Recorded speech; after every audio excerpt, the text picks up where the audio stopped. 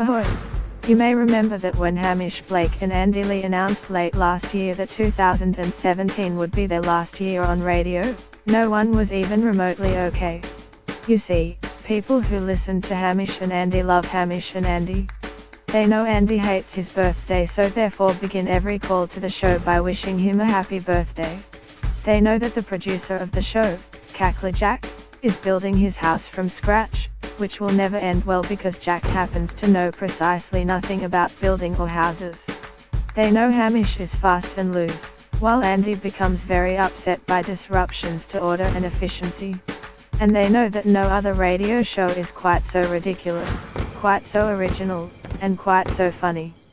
So when we learnt they were leaving to move more into television, we were quite frankly heartbroken.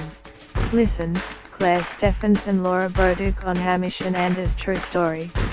Post continues after audio. Yes, they are equally talented on screen, but there's something about the intimacy of listening to your two best friends' favorite radio hosts every single weekday for years and years that TV can't compete with. But hush now, because this week Andy Lee made a public statement that he and Hamish will be releasing a podcast series for 2018 and 2019. Because, well, love is a goddamn coconut.